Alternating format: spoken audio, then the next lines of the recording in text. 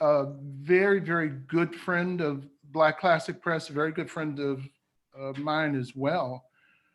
She's the type of friend who has this spiritual grounding that when we need a blessing or want a blessing and we want it to be really centered, I always look for Wangaza. Because this is a special conversation, and I'm having it with one of the people who I really, really love and had the pleasure to know and be in conversation for the last 30, 35 years or so.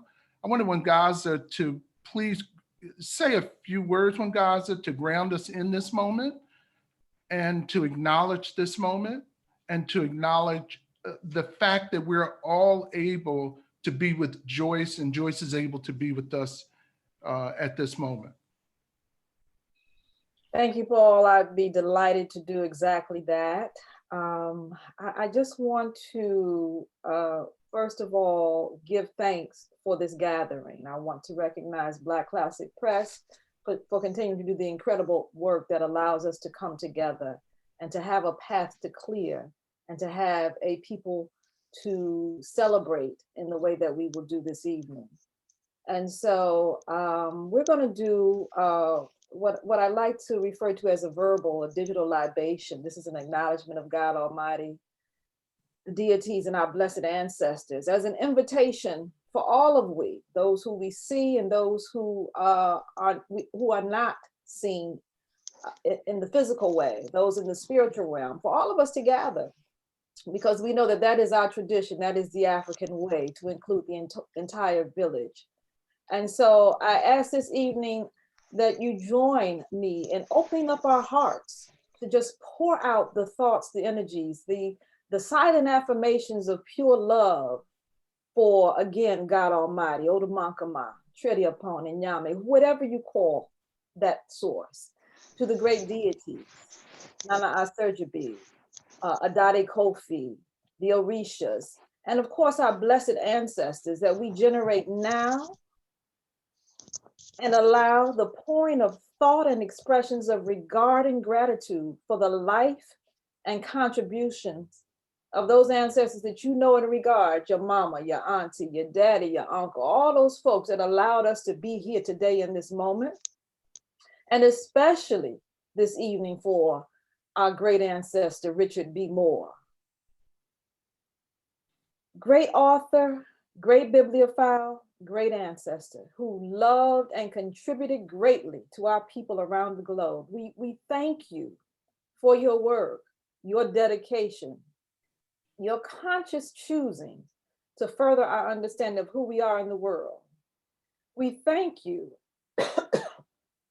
excuse me, we thank you for bringing into this world your daughter, Joyce Moore Turner, who is still here, who is with us, and we have the privilege to speak with this evening through the good work of Paul Coates and the staff of Black Classic Press.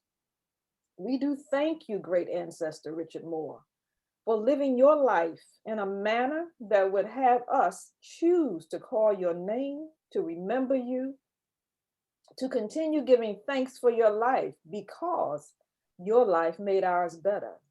There's no higher privilege than to say your name this evening, again and again, to call forth your spirit through the words of your daughter, to point to your picture, your books, as example for our children. And so as we gather in this moment, we declare and affirm and feel our connection with your spirit and the greater.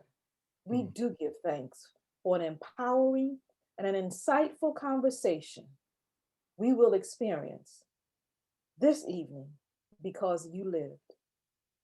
Ashe, Ashe, Ashe.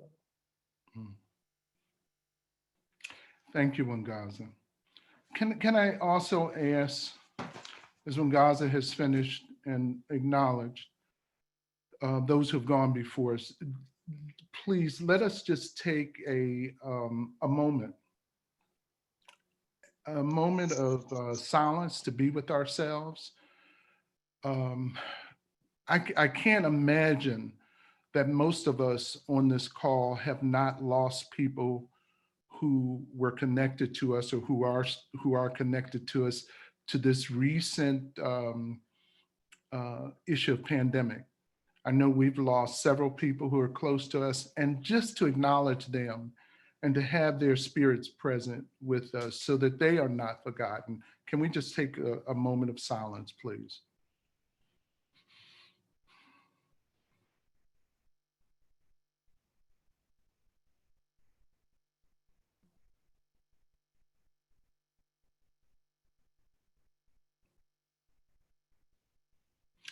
Thank you.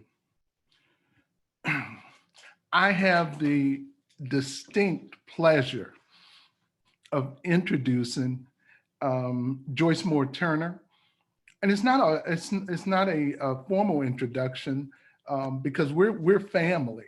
And Joyce is someone like in this family circle who we're just going to embrace. When you bring elders like the family gatherings and stuff, you don't do a long thing about who they are and what have you. There are some things though that I think we should know, like all of the announcements that have gone around. I have basically made sure that Joyce is connected to her father, but at the same time that she be acknowledged as the bold scholar that she is. And let me just say one thing before I start. I call Joyce is like my elder, my teacher, my mentor, and I call her Joyce because that's our relationship, and she insists that I call her Joyce. That's the way we've always been, and I love her for it. But she's a scholar in her own right. And Joyce, I sent out an announcement in August. Joyce turned 100 in August. And so being with us today, she's like a model of what we all can aspire to as we look forward. Now, there's another piece about Joyce. I think she turned 100 in August. I think, Joyce, and you can correct me, but your most recent article was done right before you turned 100, right? Yes, it was published. You would have been 90. You would have been 99 when you did that article, right? Yes. And I haven't talked to Joyce about this, but trust me, she's already working on something else. Okay, she is not playing. She's just not playing. The wonderful thing about Joyce is, I think that continues to keep her forever young, is this intellectual curiosity she has about her father and the period that her father really made the largest impact on our history. Inside of that curiosity, she's continued to explore and connect people and discover people and paint out the picture so that we're better able to understand just how rooted we are to African people around the world. And in this case, particularly how our history is just interwoven with Caribbean history, and how so many people out of that Caribbean experience, how so many people contributed in so many ways to make our experience as African Americans truly a global experience. So Joyce, in introducing you, I'd like to start by talking about your father, talking about your relationship with your father, and how was it, or how is it, well, particularly I'm thinking about when you were younger, how was it, your father was on the go all the time. He was an activist. He did things. He ran a bookstore. He ran around the country working with the Scottsboro Boys. And while he did that, he collected books. He never stopped collecting. What are your impressions and memory of your father as a young woman coming of age? What are the strong things that you remember? Well, let me say that, which you did not ask me, but I have the question, whether I see myself as a historian, and you were right. I do not. I see my role really to fill in some gaps. Those little important connections with people or a time or a place that the historians would not find in their searches. So it's really been a case of serendipity. I've just sort of backed into doing these things because they were started by somebody else and couldn't go forward. And that happens to be my father. Mm. He had a lot of writings as well as the things you've mentioned that needed to be pulled together. And he was trying to do that. And he wasn't really successful. It's hard to do things about yourself, it's always about somebody else. And so my husband, who was a historian, was going to help him. And then I was going to help my husband.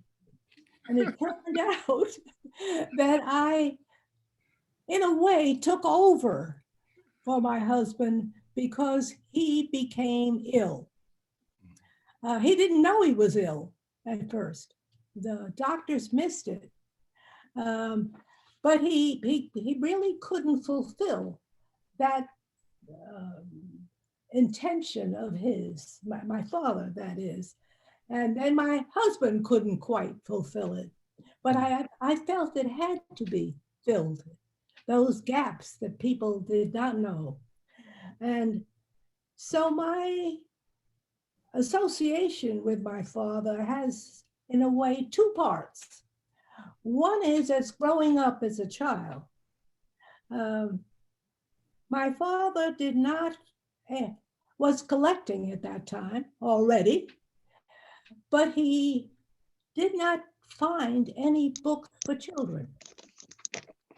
And so he, does this mean we should wait? Go ahead. No, you're good, Joyce. All right. So he selected a book that he thought would help me know my people better. So what do you think I had in my crib? Can you see it? What is it? Oh, Dunbar. Yes, yes.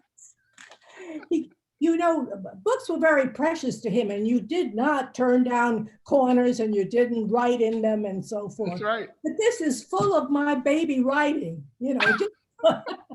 just marks all over the place, because he felt that the pictures that accompanied Dunbar's poetry were images of workers that showed humanity rather than some depraved kind of picture that is available at the time. So I just put this here because I had to protect the book, but this is just an example of the way in which Candlelight in Time, which is the book of his poetry, is illustrated. And the illustrations were important to him to help me see my people. I had a later closeness with my father because he had married a second time, and when his wife died, he came to live with me, and so we had a close time at that time. My father had a lot of skills that I think are unique. And that's because he was trained well in Barbados. He was born in Barbados in 1893. And his father was a builder.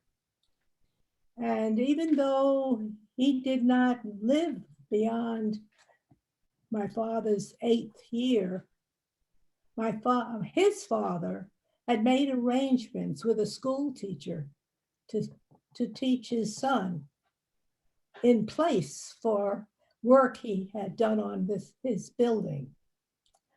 So he had an excellent education, really a private education. And he was curious and he was interested, but the skills that I want to refer to is that in that education, there was business education. He was taught how to take shorthand and do a lot of secretarial things. And he actually got a job with one and then a second, even though he was only 14. And his job is a strange one, I thought. It was in a department store in both cases. And he was the one that they went to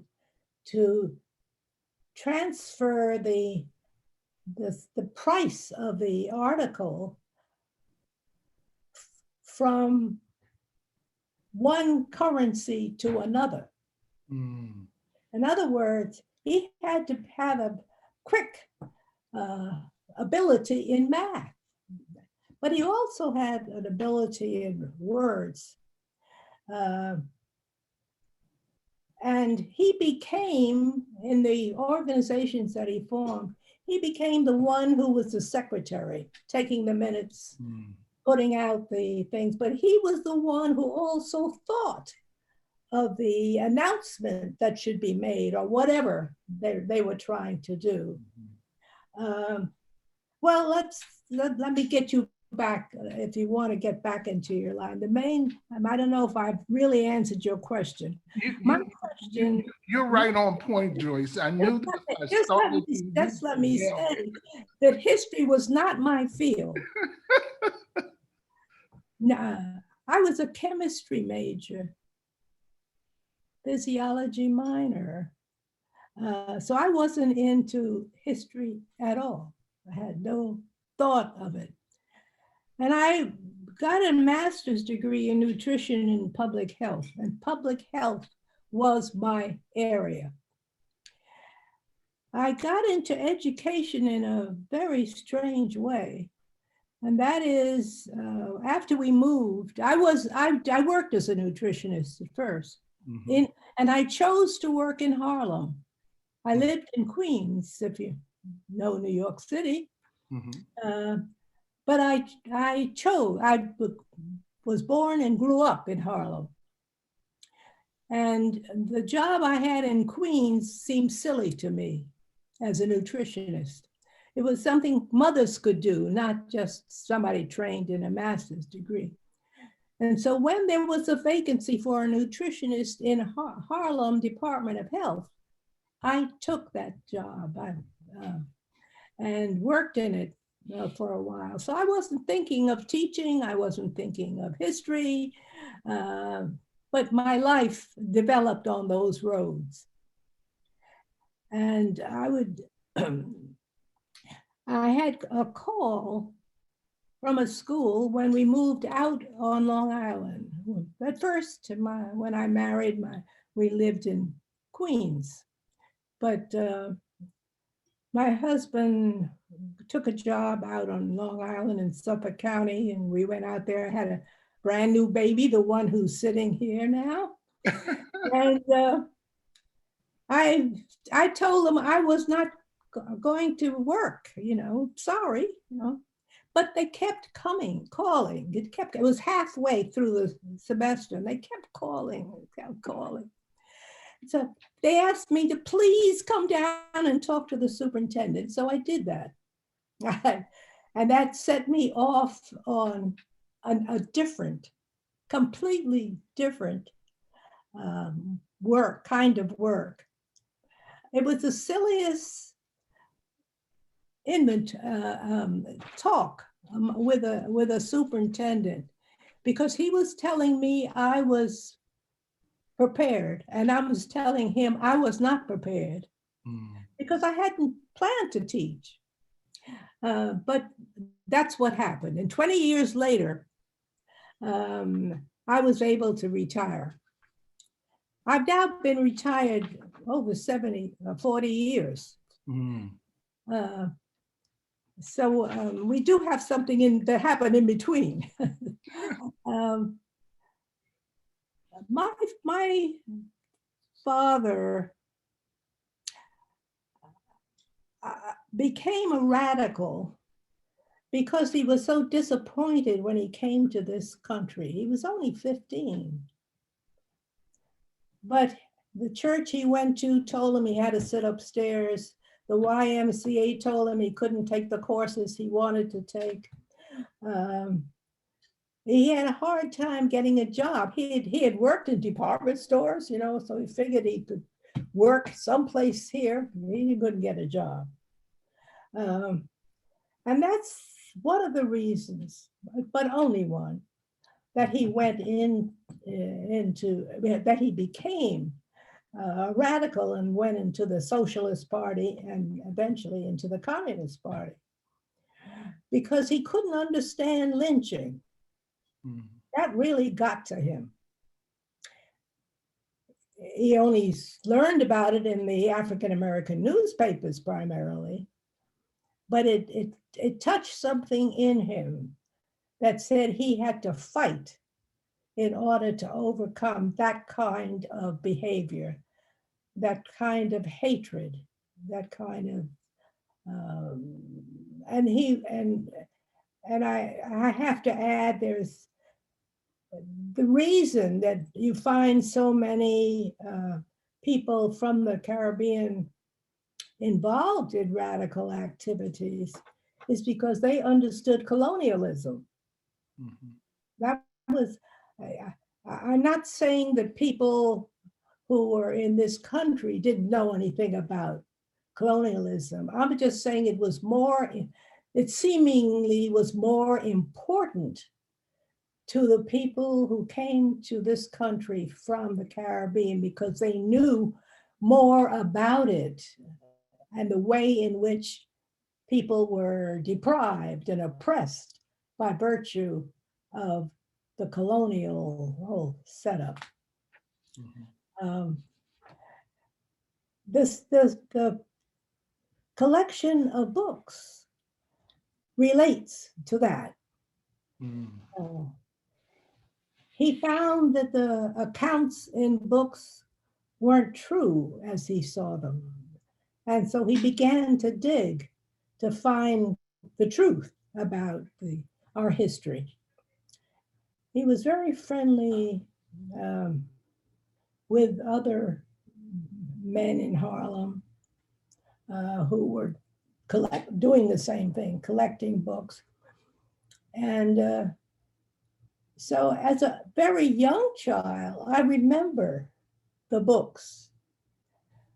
We lived in Harlem in a very nice apartment house. I don't know the extent to which people know that Harlem had the most unusual housing for African Americans, probably compared to any place, because it was a place in Manhattan that had not been settled well. Just a few people lived in Harlem because you couldn't get to the work, which was downtown. And when they put in the subways at the turn of the century, that made it possible for people to work, people of all skills and income, to work in Harlem or above Harlem because they could get there. And so many of the people in Harlem did well because they could get jobs by virtue of the fact that they could live in Manhattan because one real estate agent assured one of the owners of those houses that were suddenly built and they couldn't fill, that they could fill, he could help him fill him with some African Americans. Of course, they were called colored or Negroes at the time. And once they filled that building, you know what happened. You know, white flight began to take it because the Bronx was opening up and the Queens was opening up. And it was a time when the people who had built these beautiful townhouses and apartment houses that conformed to new regulations had this real estate on their hands, and African Americans got in and began that the blocks began to become more African American, to the point where you have an area referred to as the Mecca. People of all colors, of all backgrounds, all cultures assembled in this area. And it was a very rich culture that developed. That's where the Harlem Renaissance, that's when it occurred. My husband became into this picture because he was a historian and he helped my father, when my father formed a store, it was in 1942. Joyce, I'm sorry. Can we go back? Can you talk about your husband's, particularly his name and how he got his name? Oh, I won't spare you that. You get that.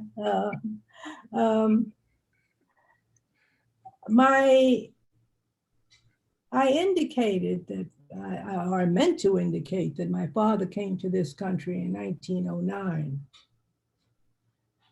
And that year is very important in my life because that's also when his father came to New York. W.E.B. Du Bois was in Atlanta working on research for materials he was going to publish, and he needed a secretary. And so he wrote to the people at Wilberforce and asked them to suggest somebody, and they suggested Frank Turner. And so Frank Turner took the job, but he secretly married his wife, who had been also in the town in which he was in Kentucky and also at Wilberforce. So he married her and he went off to be with Du Bois and serve as his secretary. Meanwhile, Du Bois was up in New York attending a conference. He gave 2 papers, and the people who attended that particular conference in 1909 became the leaders of the NAACP. A lot of people think it developed differently, but it really was the result of a conference that was held. And then those people who attended the conference were considered the charter members of the NAACP. And so Du Bois wrote to Turner to say he was going to shift from Atlanta to New York and asked if he would be interested in the job. And he told him how much he wouldn't get in terms of salary, because you may recall that Du Bois had made a decision that he did not want to be in administration at the NAACP. They thought many people thought he would take that job, but that's not where the education of the people occurred as far as he was concerned. So he said he would be the editor of the Crisis. And so Turner came to work with with Du Bois to put out the crisis. And then he used his skill when he was hired by the NAACP and ultimately became the accountant. And he was in that position until he died in 1941. So Frank Turner went to the building that was designated for the NAACP to set it up with Du Bois. The two of them worked together to set up the NAACP, to set up the NAACP, but the crisis at the same time. And Frank Turner was a very peaceful man. He didn't get into into all the things that were going on with places. He just did his job quietly. And many of the people associated with the NAACP feel that it lasted because Turner took so much time to fix things so they would work longer, as well as watch where the money went. There's a story that is told about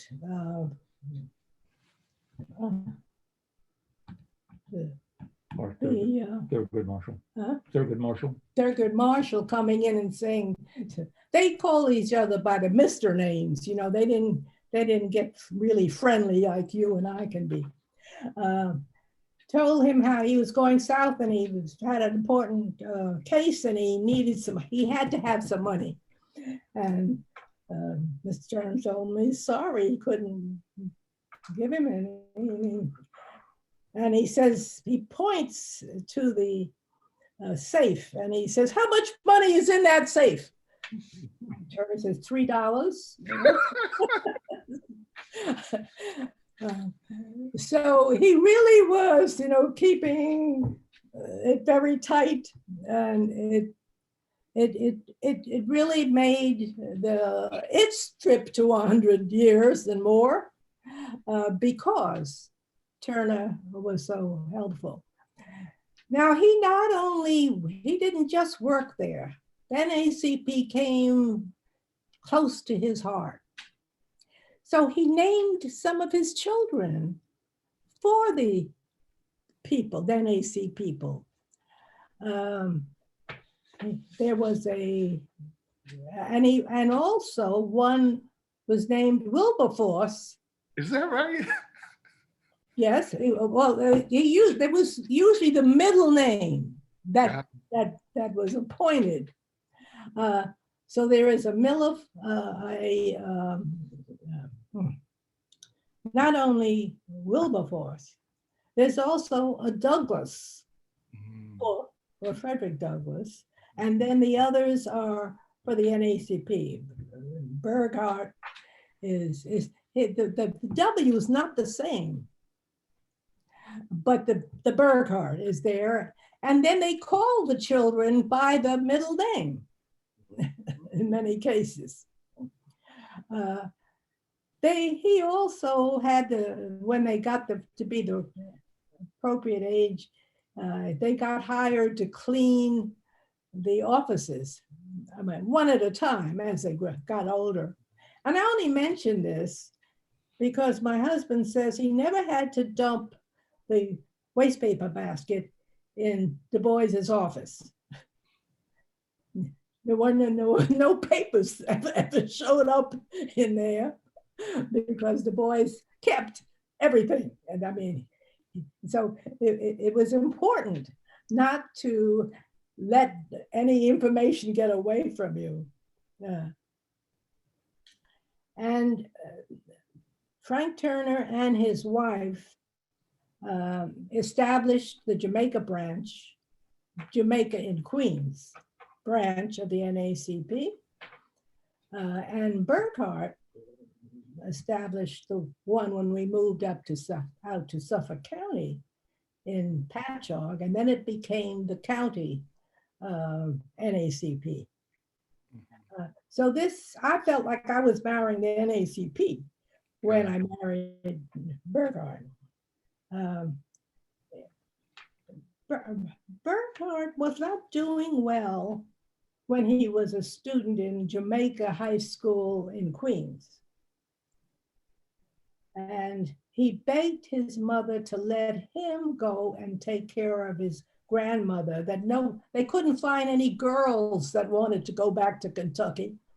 So he begged to let him go and take care of his grandmother in Richmond, Kentucky. And that means he went to school in Kentucky. And he went on to Kentucky State University now, but it was a college then. In other words, one of the Black schools. And he comes out of that experience well-educated. And when he applies to Columbia for his master's, he is accepted. But nobody told him how to get any awards, any kind of scholarship. He never learned how to do that. So he formed a milk company. He could not, out in his neighborhood, he was not allowed to get a job to sell the milk, but he could buy it wholesale and sell it, which he did in order to go to Columbia, because he figured he could do that before he went off to school in the morning to distribute the milk. So I married my milkman.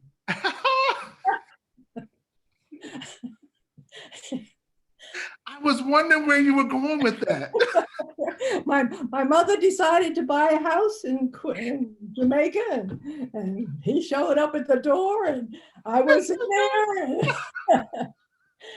So that's where that connection starts.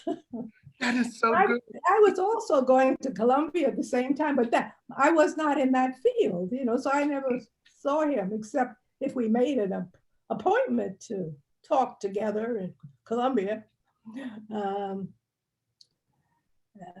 There must be some more questions that you have. Yeah, Joyce, they are, and we're gonna look. We have questions, a lot of questions from people in the audience, but the first thing I want to do, I want to check in with you and see how your time is, and check in with Richard also. So Joyce mentioned that the baby that was born is with her now, and of course, he's no longer a baby.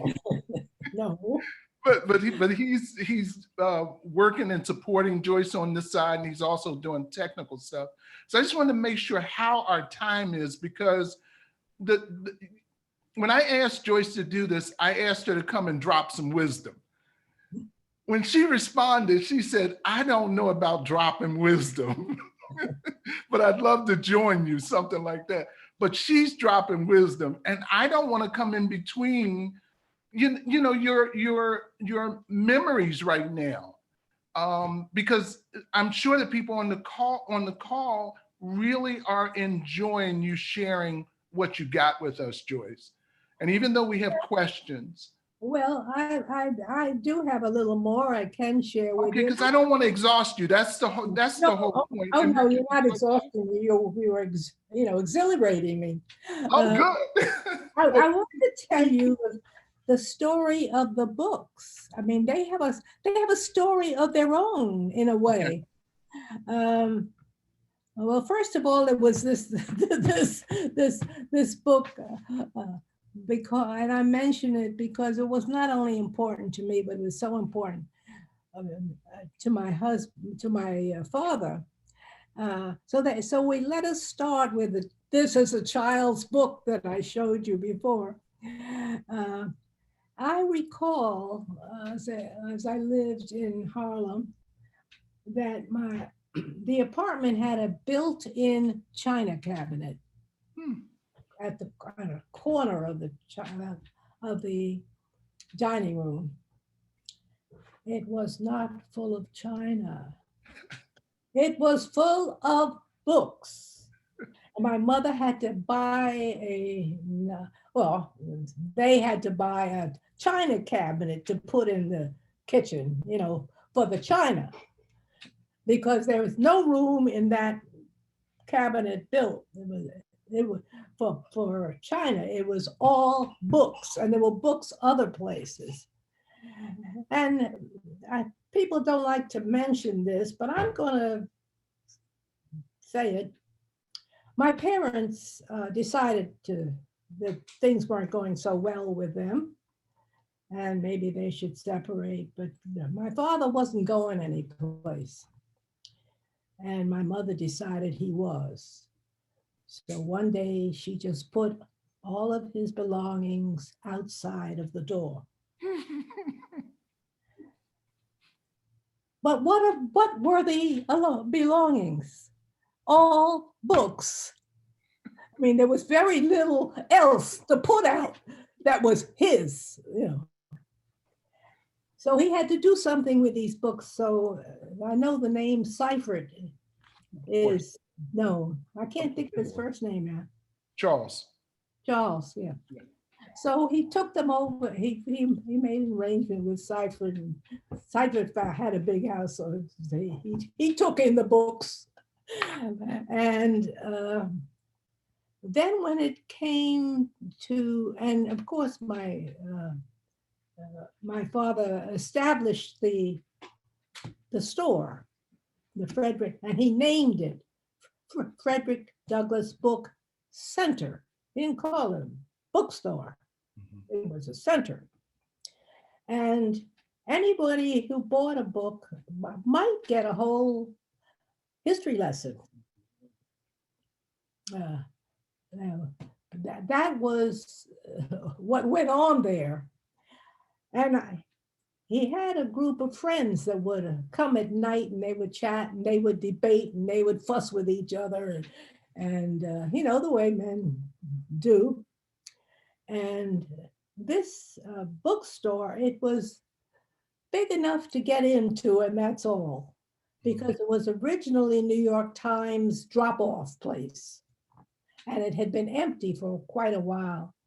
And so he rented it, and you could walk in, and there would be a glass counter on the left, and then there were bookshelves on the right, and that's it. But they've squeezed themselves in there to argue with each other. And he had a way of putting books double on the shelf.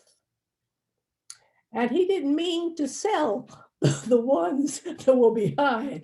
So if anybody came along and was browsing, he would, and they came up with one of those books, he would say, well, I'm sorry, that's not for sale, So he collected more than he sold, And I dare say that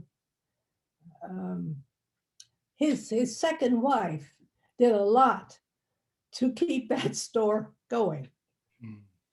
She was a bacteriologist in the city of New York. She was a real scientist. Really?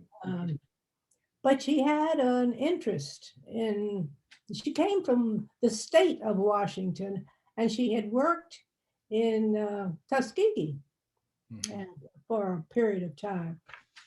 And when we knew her, she worked for the city of New York in one of the hospitals. And this was a late marriage for her, but it was very precious in some ways. One is that Moore was a collector, which she saw as a person who was helping us know more about ourselves. And also he had a family she could love. And my daughter, she would sneak into the laboratory sometimes and put a white coat on her. And she became interested in being a doctor as a result of being with this grandmother. Yeah. there is a gap, of course, in my knowledge of my father, because when she put him out, I mean, he was out, you know.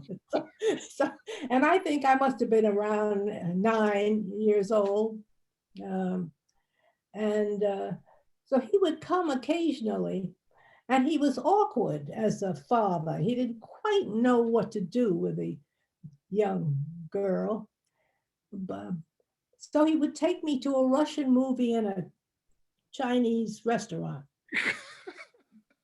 which was a nice combination and different, you know, from what you're doing. But that only occurred occasionally. My mother never expressed any feelings against him for my benefit. She never tried to make me not love my father. So I continued, you know, to love him, but I just didn't see much of him, except for those little excursions. And then when I had a family and we moved around as a family, especially with his second wife, we got to know a lot about him. My father was helped by my husband in the store. And when he became ill, well, first of all, the store had to be moved because it was on 125th Street in the part of the property that the state needed. And so he had to move his store. And unfortunately, the only place he could find was a second story off of the next block, which was off of Lenox Avenue. And so things weren't doing well. Then he got ill. And so the question was, what was he going to do with this collection? Because this collection wasn't just in his store, it was in his house. And then he had to rent space in the Apollo building to hold his part of his collection. He managed to get like 15,000 items together, you know. He got them together one by one, practically, you know. He had a routine. He lived in Brooklyn. He would leave the apartment, go to the downtown wholesalers, see what they had going, and then he'd make his purchase, and then he would go up to and open the store. That was his routine, and so all of the books were collected piece by piece, you know, book by book, you know, dollar by dollar, you know. But he had a keen eye, you know, on what he was looking for and what he was hoping for, and the question came up, you know, what are you going to do with this? And one of his friends, close friends, was the father of the Prime Minister of Barbados. And Reginald Barrow. Mm-hmm. He wasn't a prime minister yet, mm-hmm. But he was getting ready for whatever they could manage in terms of independence for Barbados. And so his father, who was a friend of my father's, suggested that maybe the book should go to Barbados. And Errol Barrow, the prime minister to be, felt that would be really a wonderful way to start a new country, a new nation, to have a library of meaningful books to educate yourselves with.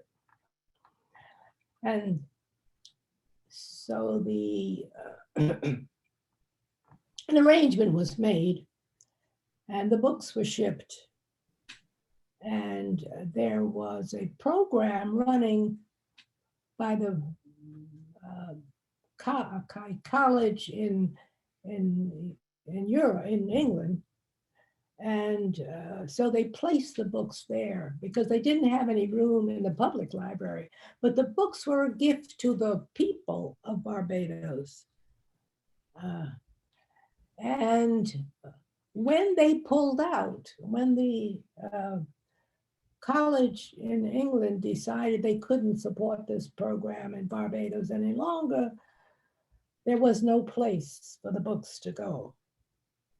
So for about 30 years, Bergard and I would go to the country and talk to the people and try to get it changed. And unfortunately, Barrow died after he had told me he would take care of them. And so we didn't solve the problem until I talked to another person who was not in government, but he was in education. And I just happened to be in Barbados. I went because there was a conference. I went at that time because there was a conference there, a history conference. But it was part of my going there all the time. And I happened to be invited to lunch that this person who was in education was. So I just sat next to him and told him my story about those books that had not been made available to the people as they were intended. And he said, "I'll take care of it, Joyce." And he did. Joyce, excuse me for cutting in, but I just want to offer some context to what you're talking about, please. Because I was just going over the book that you did on your father, the most recent one that we worked with you to publish. And I had not looked at the numbers, but you put the numbers in and gave it context. Your father sent, what was it, 15,000 books to Barbados? Let's call them 15,000 items because part of them were paper. Okay. So did this include the pamphlets as well? These are the pamphlets. Okay, so books and pamphlets, we're talking about 15,000 items. And there also were a few items he had obtained from African students who had visited the store, and they would exchange things. He would give them some books. These are African students who came to our Harlem store. So he had a few items, but they were mostly hardcover books and rare, many of them rare. So the point that I want to make on that, Joyce, was I think you were making the point today that what Moreland's collection started with Jesse Moreland and the other collection that came together, but Moreland's collection was less than 2,000 books, if I remember. Schomburg's collection was a little bit less than 3,000. Is that your memory too? Somewhere in that neighborhood, right? I don't remember the number. Somewhere in that neighborhood. The point is that the size of your father's collection dwarfed those collections. And that's what went down to Barbados. Now, there are different collections. Schomburg, in his case, was able to build that collection a bit further out before he died. The point is that your father's collection was quite an extensive collection that he sent down to Barbados, but without question. Without a question. Can I ask you something, because this came up too? Do you know of the relationship between your father and Arthur Schomburg? They certainly cross paths, because if in the case of Seifert, they would have all known each other. Rogers would have known each other. Did they have a collecting relationship? I think they had a kind of enjoyment relationship. there were about 3 or 4 of them who were collecting. And they would, if they came across something real special, they would tease the others, you know. And Michaud had a store on the same block that my father did. And they had a relationship of, you know, telling them or sending somebody to get a book that they knew was in the other store. I mean, they were, you would expect them to, you know, not to be so friendly, but they were. And he, Schomburg actually took him to his house to show him his collection before it was ever in the library also. So it really was a close relationship of, you know, sharing information, sharing books. Okay. God, excuse me 1 minute. Did we mute Matt? Yes. Okay, good. Excuse me, Joyce, I'm sorry. Someone was, every once in a while, somebody will come in and we miss them, okay?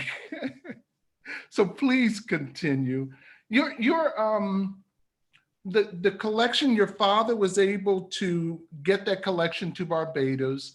You have assured, or you've worked at this point over the years in between you and Berg, and of course the children, support from the children, you've worked to make sure that that collection will be functional. How are you feeling now? Where is it now? The he was vice chancellor, who I spoke to and said he would take care of them, had brought a new librarian, who was responsible for the total library of the university that is located in Barbados. The university has 3 campuses, major campuses. They have a lot of small campuses, but they have 3 large universities, one in Trinidad, one in Barbados, and one in Jamaica. And the person I'm talking about was located in Barbados originally. He's now in charge of the whole thing. But anyway, he brought in a new librarian and he told her that anything she needed for that more collection, he would supply. Just tell him he was going to do it. However, that library diminished in size. Wow. To about half its size. It was an absolute disgrace. Wow.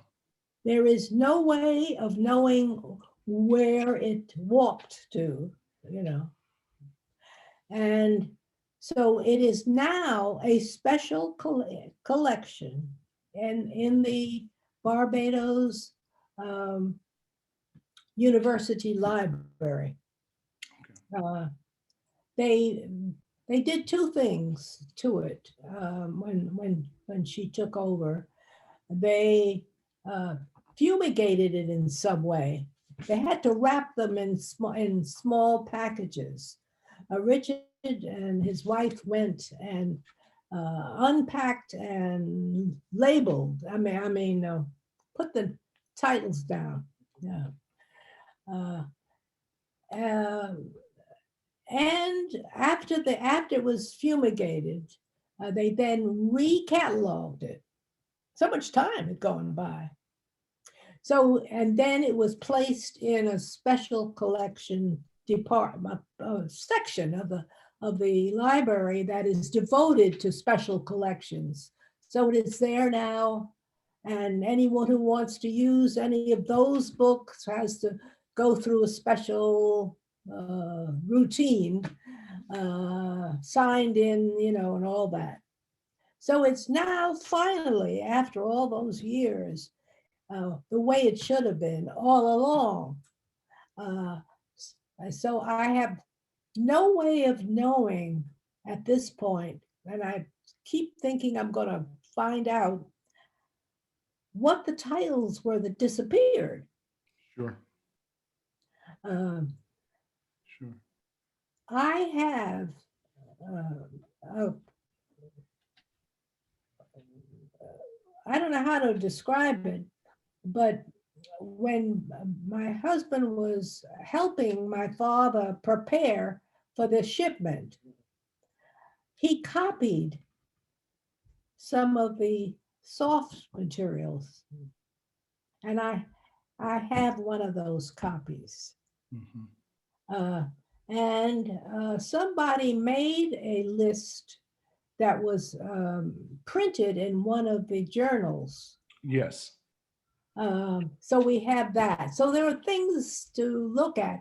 I don't know that it does any good to know really what's missing, you know, it's gone. Right.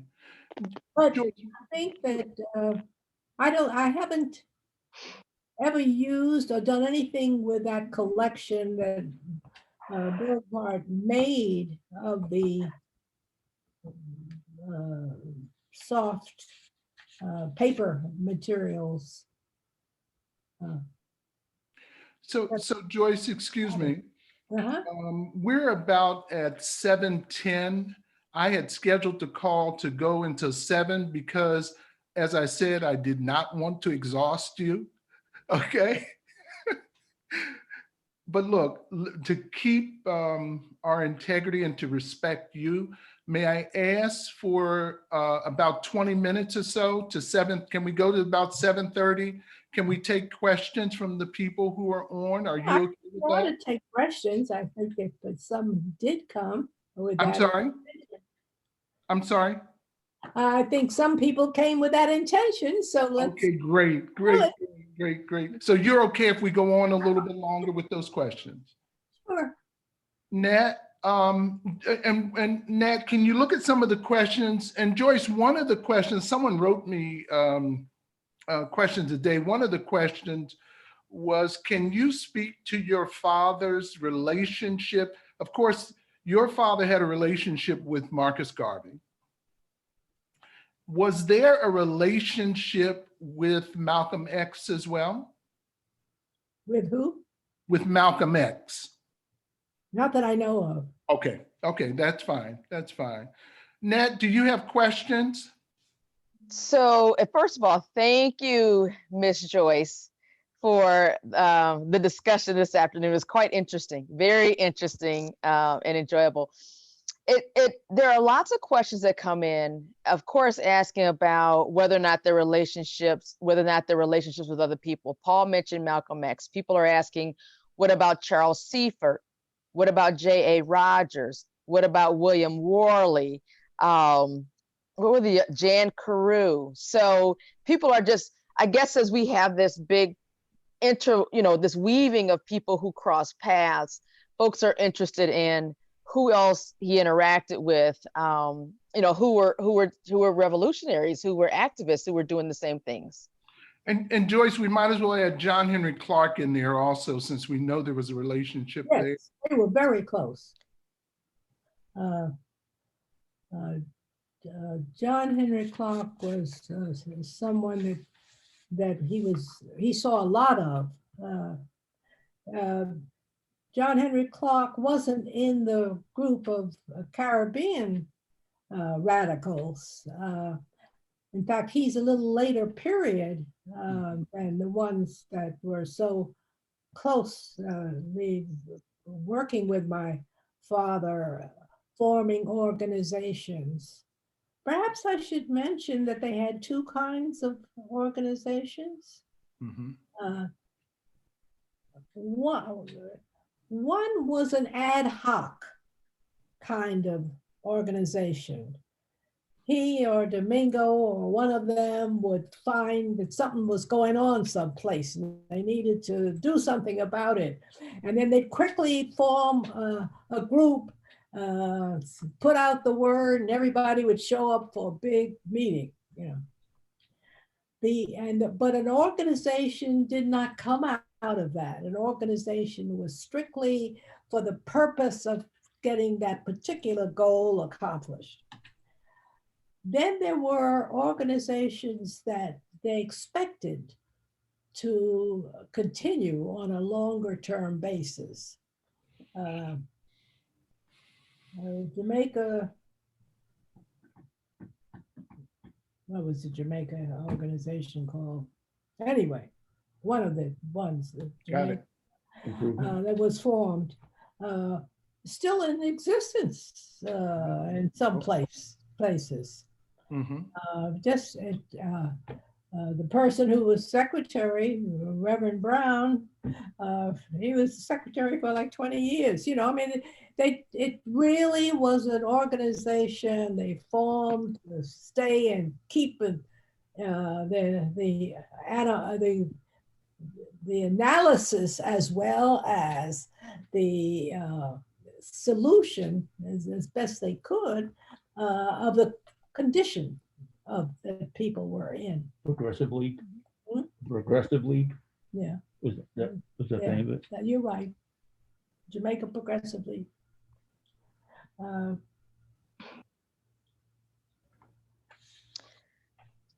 So okay, so we've talked about John Henry Clark. So now go can we ahead. flip back because some of the other relationships. I'm sorry, she mentioned a Roger. couple of people I wanted to. Yeah, I was about to go back to that. What about Okay. J.A. Rogers? Yes, J.A. Rogers was a close friend. I think he lived with us at one point. Not for long, but when he was at one point, I think he was in Chicago. And when he came to New York, he needed a place to live, and I think he lived with us for a while. I don't remember this. I'm only repeating what I think I heard, because I was too young at that time. Who was one of the others? The other two names listed, one was Charles Seifert.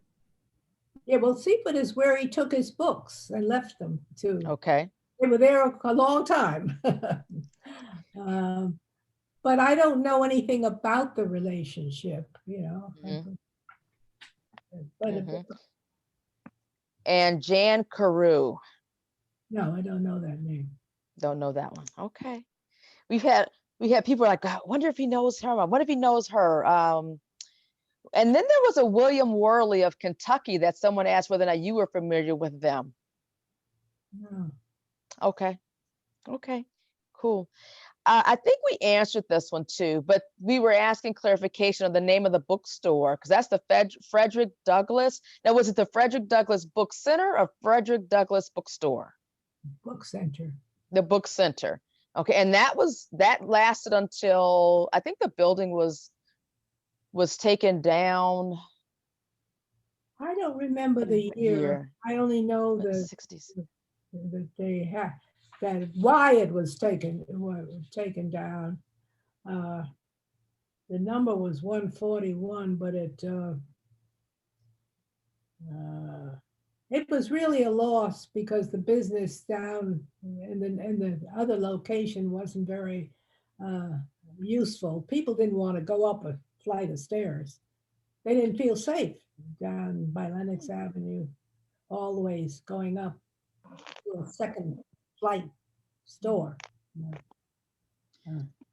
Okay, so here's a question about you. So we've talked a lot about your dad and your husband.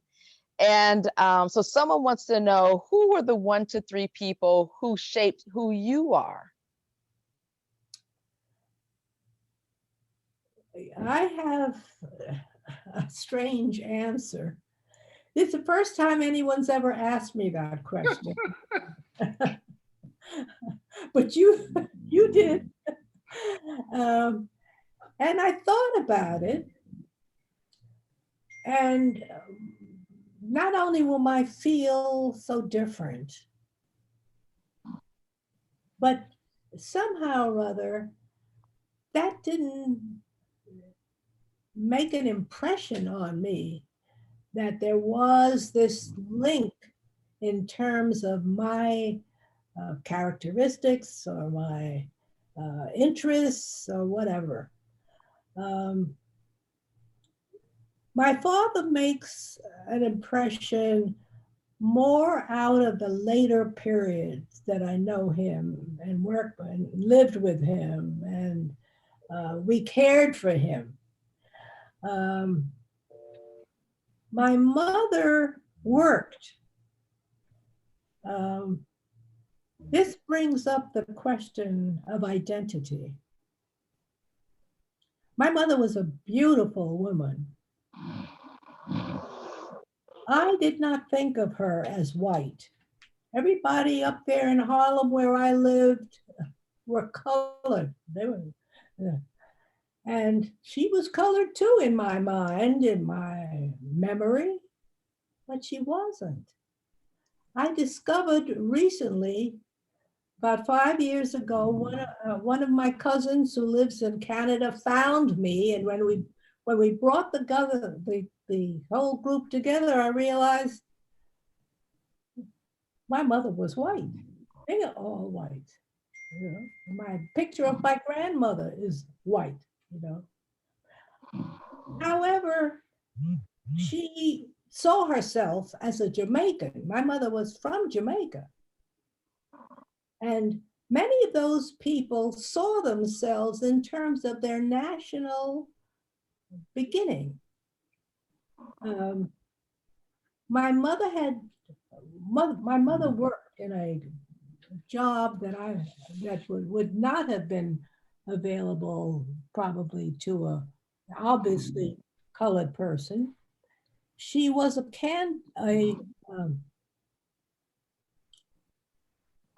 sample maker, sometimes referred differently, who worked with a designer. It happened to be a low price dress factory, but they still needed a designer to put out these dresses.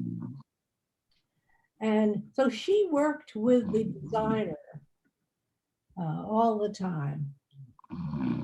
And if they, it's not a job that you think of available to an African American at that time.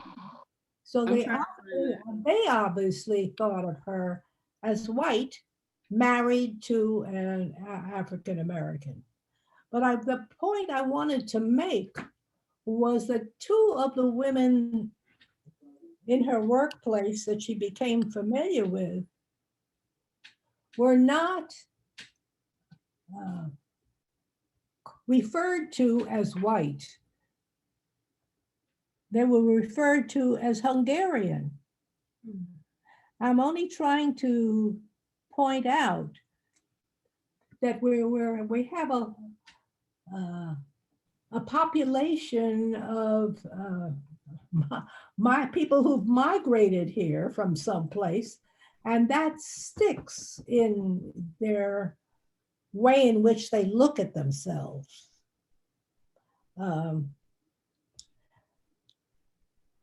So that my relationship with my mother was one in which she supported me and helped me go to college, although I went to Hunter, which had no costs. It was free at the time. But the point is that she supported me and everything. She bought a baby grand piano so I'd learn how to play the piano. She did a lot of things for me that showed her affection, but not necessarily direction in terms of ideas. She read the Daily News, you know. I don't remember her reading books. She went to work.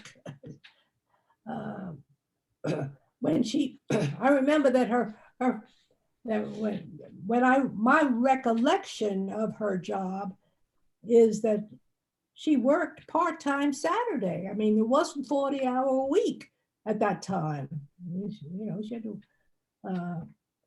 So she mostly was a mother putting out, working hard to keep one child going. You know, that was her family, as a lot of women have one small responsibility themselves, not a joint responsibility.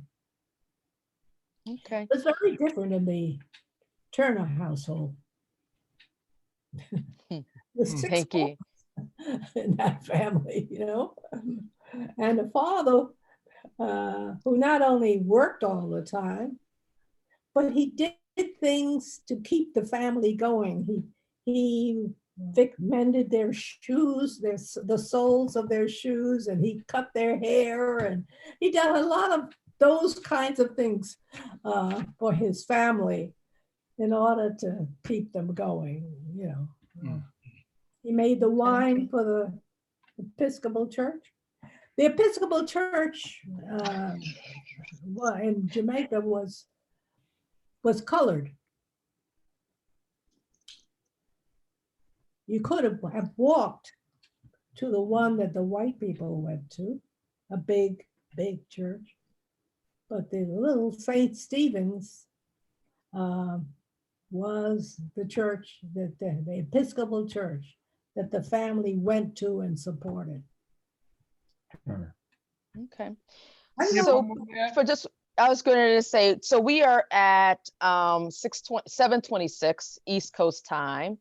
And so Paul, I'm going to toss this to you in terms of direction for how we'd like to probably look to close out at this point. Would you like to do that? Can we, do you have one more question? And if we could do that, and then we could just wind ourselves out. Yeah, Yeah. I think that we do. We have questions, which I think if folks read the book, The Name Negro, they will understand this. And so we do have people who are commenting saying that they think she's getting a little tired, but you know, but she's probably got more energy than all. So she's holding up the book, The Name Negro. And people were asking about the whole work and the energy that it took in terms of changing that terminology. Okay. Paul, I think you could answer that question. Yeah, I can. Well, Joyce, I'm gonna give some context to it, but I do have a question for you about it. So, and well, actually, Joyce, do let me take a minute, because I really want to acknowledge your father. I know few things in this world, okay? But one of those few things that I do know, I know about Black bibliophiles and Black collectors, and that's how you and I come together, because I knew of your father's work before I knew you. And your father, as you know, belongs to a special group of men and women, largely men, those guys that you talked about that would go around and make jokes with each other and felt so good about collecting books. His work not even to talk about the name Negro, but just to talk about him as a collector. He collected at a time that white people said we didn't have history. Mhm. And were it not for the work of your father, were it not for the work of people like Joyce Moore, and were it not for the work of people like Arthur Schomburg, much of our history would not exist.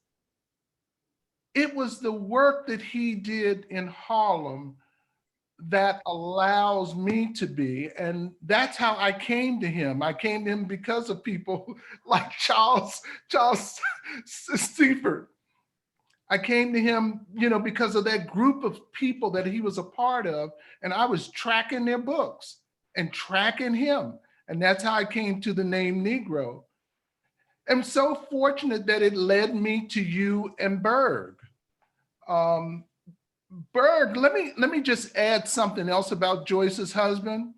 Berg did what I think is still the most exceptional article on J.E. Rogers.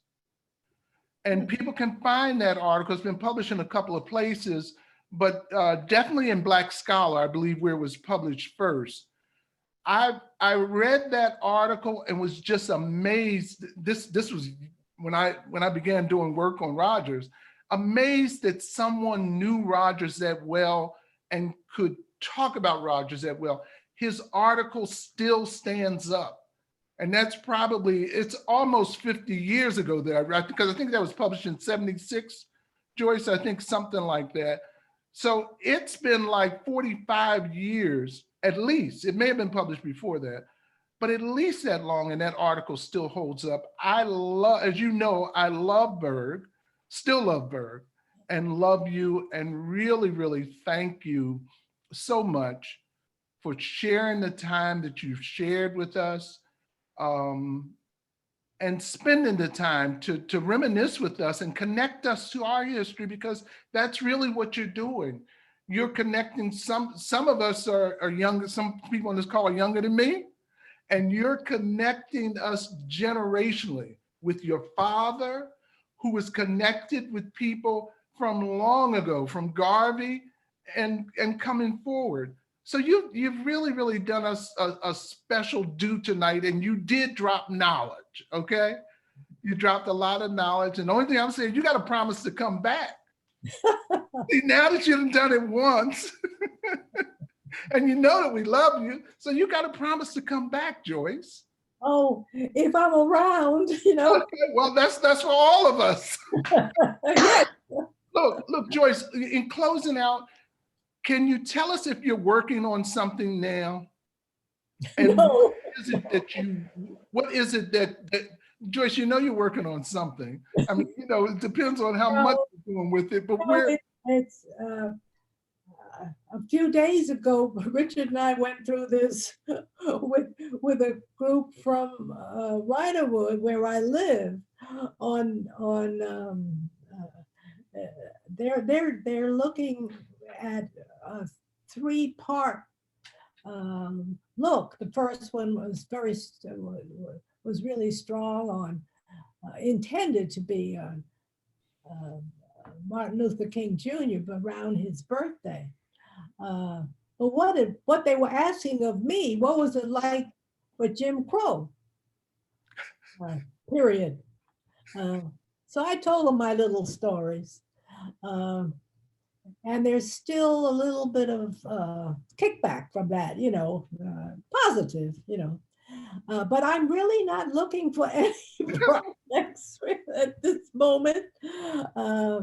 Just trying to get through the day, you know. But isn't it true that you weren't looking for any of the projects? You know, because like you were saying, you picked up the project that Berg was doing, and you just took it across the roof, you know? Yeah. Where you weren't looking for a project on this last paper. And where was that published, Joyce, that so that people can find it? The paper that you did on Brown?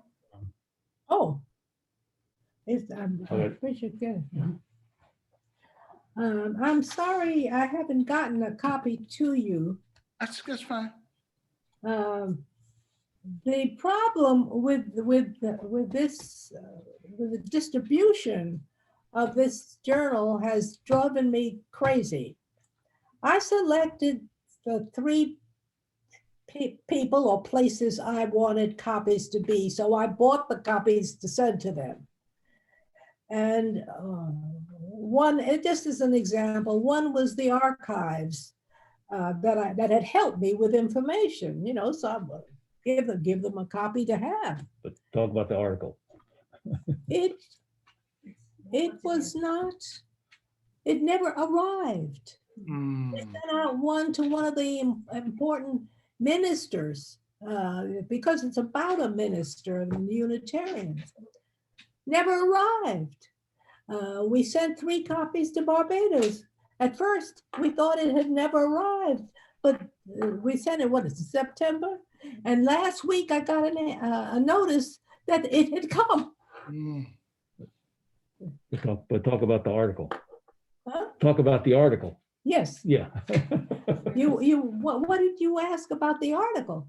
Oh, no. I was asking, where was it published? Oh.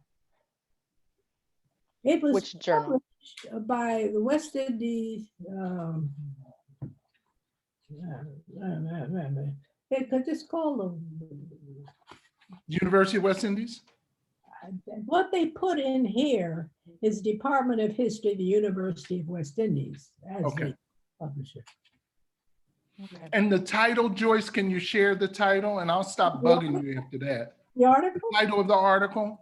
Oh, sure, I can share. I just can't send you a copy on email Good. because they don't like you to do that. Yeah, the article is the name of the individual. The Reverend E. Ethelred Brown and the Harlem Renaissance. It says 1920 to 2020, but there's not much after he died. What about? Look, Joyce, thank you so much. And Richard, is it possible we can get you on camera Yeah. just for posterity and history? Oh, He got just your wants to hand. wave. All right. And peace. Look, I just want to thank you for sharing your mom, man. I mean, thank you so much for all of the years of sharing your mom. Joyce is very, very precious to me, to Black Classic Press, and I'm sure she now is precious to everyone that's on this call. Nat, would you get ready to close out with something? Thanks, I was Richard. good. Yeah, he's got his mask on. Thank you for protecting her. Thank you. There are two things before we get off, because folks are starting, I think, to drop off. And so and people are coming in, believe it or not, people are still coming in, but people are dropping off. But one thing I want to do, I want to acknowledge two folks, besides thanking Roz for helping out tonight. I want to acknowledge and say happy belated birthday to Kasahun Chacole, who was on this call today. Kasahun just celebrated a birthday on Friday. And so I want to say that to him. I hope he's still on. And then I also want to, Excuse me. There's somebody else who celebrated a birthday on Friday, and that person came back to do this call with us, Joyce. Her husband had taken her away and everything, but she came back to do the call. yes. So Natalie's birthday was Friday. yeah, so that's why I always know Kasahun's birthday. We share a birthday. I turned 55, which is probably, nothing compared to you.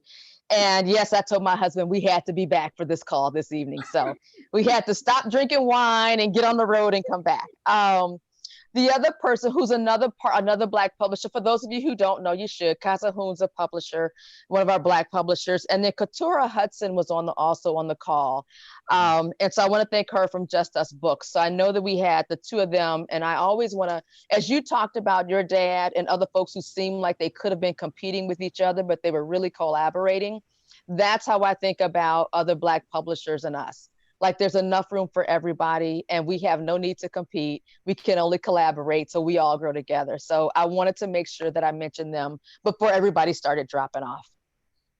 And I want to thank you as a person who studied science. I want to thank you. It was good to hear that you studied chemistry. So it's always good to hear, of other Black women who studied science long before me. So thank you. I'm done, Paul. Okay, so with that, Joyce, is anything else you want to say, Joyce? I think we've said enough. Okay, look, I want to also again thank Wangaza for opening up. To say that I really appreciate what you do, and I love you too. Thank you, Joyce. Thank you so much. Thank you. I wasn't going to add this in, but let me add this in. So Joyce and I share a special relationship. One of the last, her father gave those books to the University of Barbados. And then he came back and he immediately began collecting books again. He did that, yes. He ended up with a smaller collection of books that Joyce and Berg shepherded over for years. And one of the things that touches me, it still touches my heart, is that at a point, Joyce felt that those books should come to Black Classic Press because she felt we could reproduce some of those books. And she said that her father would have wanted us to have those books.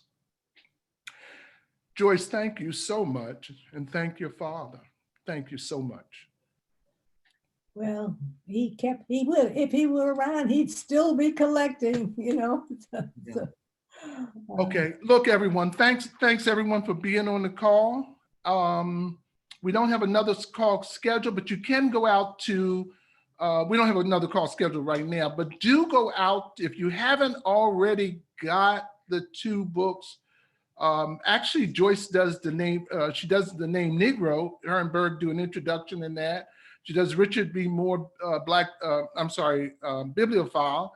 And then there is the W.B. Du Bois book, The Negro, as well on our site. You can hit our site, order the books, enjoy, and Joyce, please come back and see us. Thank you. And Richard, thank you again. With that, we're ending the call. So thank everyone for being on. Thank you, everybody. Thank you. Thank you. It was wonderful.